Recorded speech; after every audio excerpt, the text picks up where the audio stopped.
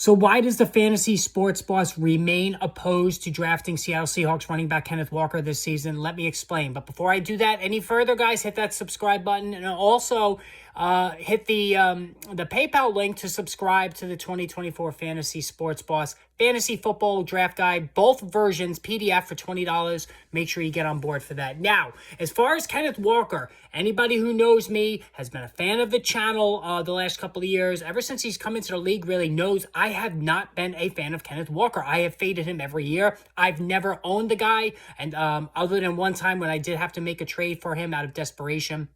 I'm just not a fan. And as far as 2024 fantasy football goes, that remains the same. Now, going down memory lane here, when Kenneth Walker first came out of college at Michigan State, he had that one really good year.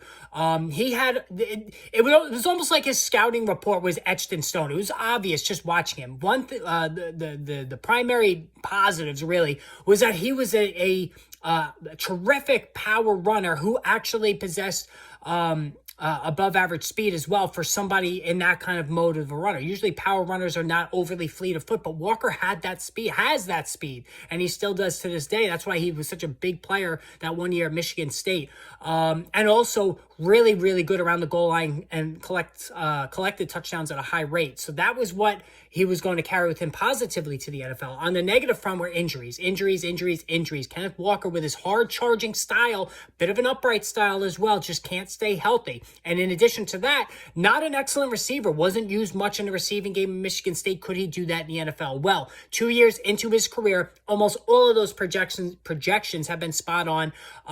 Walker, again, really, really good runner, over 1,000 yards as a rookie. Just looking at my notes here. Under 1,000 last year.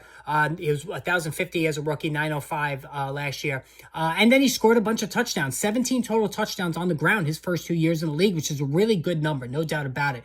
However, the negatives, he is now up to 4 missed games due to injury, and he's been banged up for a slew of others. And again, no surprise there. One of my main issues always with Kenneth Walker is getting hurt. He's got 4 missed games already in 2 NFL seasons.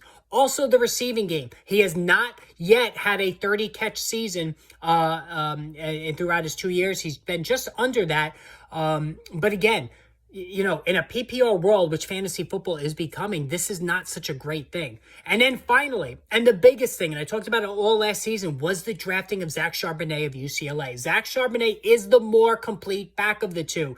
And throughout last season, he was pretty much around 43% of the snaps and the touches, including receptions, all right? And here's the other thing. He actually bettered Kenneth Walker in yards per carry. 4.3 for Charbonnet, 4.1 for Walker. He was the better receiver, had more receptions, and really just a part-time role. So Charbonnet, who put up video game numbers in college and looked really, really PPR friendly. I was very high on him coming out of the NFL. I scratched my head a little bit that Pete Carroll drafted him, but Carroll wanted multiple backs, and he's got it. But now the question is, the new coaching staff, Mike McDonald, how is he going to deploy both of these guys? We don't know how this is going to go. But you can't deny Zach Charbonnet has ability. I think it's going to be another 60-40, maybe even 50-50 split. I think Walker remains the starter. But again, injury prone, doesn't catch the ball, which is negative in PPR leagues. And his average last year wasn't great. So these are all negatives. I'm fading Walker everywhere again this season. There's just way too much volatility. I know running back position as a whole is like that, but I don't want any part of it. Let me know what you guys think. I know there was I had disagreements with a couple of people about this all last year. Let me know what you think about this season and his prospects. Hit that subscribe button. We will chat soon.